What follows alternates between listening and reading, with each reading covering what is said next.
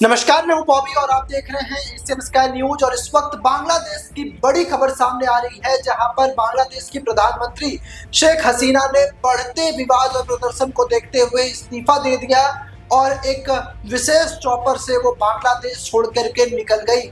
हालांकि वो कहां गई है, कहां रुकेगी, इसका कोई अता पता नहीं चल पाया है। बांग्लादेश छोड़कर शेख हसीना को आखिर क्यों भागना पड़ा, ये भी एक बड़ा सवाल है। और अब सेना ने टेक ओवर कर दिया है और लगातार जो चर्चाएं चल रही थी कि सेना और सरकार के बीच बांग्लादेश में टकराव की स्थिति थी। शेख हसीना नहीं चाहती थी कि जो प्रदर्शनकारी हैं उनके ऊपर बल प्रयोग किया जाए। तो बड़ी खबर आपको बता रहे हैं, बांग्लादेश में भारी हिंसा के बाद पीएम शेख हसीना ने इस्तीफा दे दिया और इससे पहले सेना प्रमुख वकार उज जमान हसीना को 45 मिनट के अंदर इस्तीफा देने के लिए अल्टीमेटम भी दे दिया था कि अगर आप 45 मिनट में अपना इस्तीफा नहीं देंगे तो फिर सेना अपनी कार्रवाई करेगी।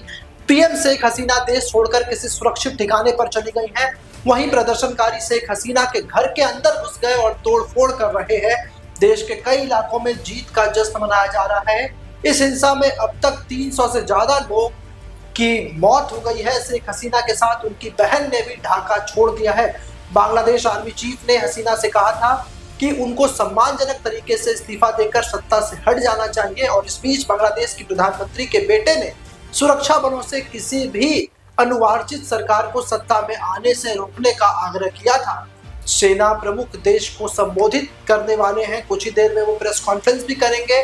और बांग्लादेश के आर्मी चीफ की ओर से ये ऐसे समय में किया गया है जब पीएम शेख हसीना के इस्तीफे की मांग को लेकर के रविवार से शुरू हुई हिंसा में कुछ घंटे के भीतर ही 300 लोगों की मौत हो गई और अरबों की संपत्ति को आग के हवाले कर दिया गया। सभी बड़े शहरों में लाखों की तादाद में लोग शेख हसीना के इस्तीफा की मांग करते हुए सड़कों पर हैं।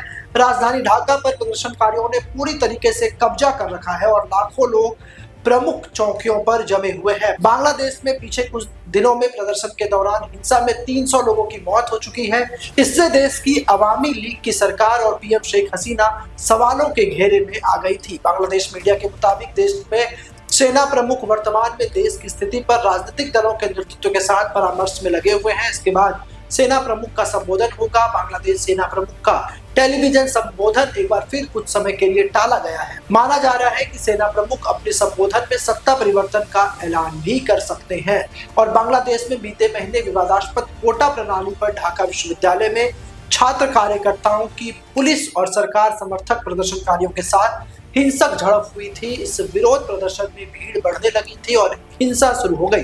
सुप्रीम कोर्ट ने कोटा घटाने का फैसला दिया तो चीजें ठीक होती दिखी, लेकिन रविवार को हसीना के इस्तीफे की मांग करते हुए लाखों की तादाद में लोग सड़कों पर उतर गए और देखते ही देखते सारी चीजें पीएम शेख हसीना के हाथ से बाहर होती चली गई। तो अब कहाँ जाएंगे शेख हसीना, ये भी बड़ा सवाल है। किस देश में रुकेगी? आशंका जताई जा रही है कि शेख हसीना भारत आ सकती हैं और वो कुछ समय यहाँ पर गुजार सकती हैं। अब देखने वाली बात होगी कि दोनों राष्ट्रों के बीच क्या समझौता होगा, किस समझौते के तहत शेख हसीना भारत आएगी। लेकिन फिलहाल उन्होंने इस्तीफा दे दिया है और बांग्लादेश की हालत बद से बदतर होती जा रही है।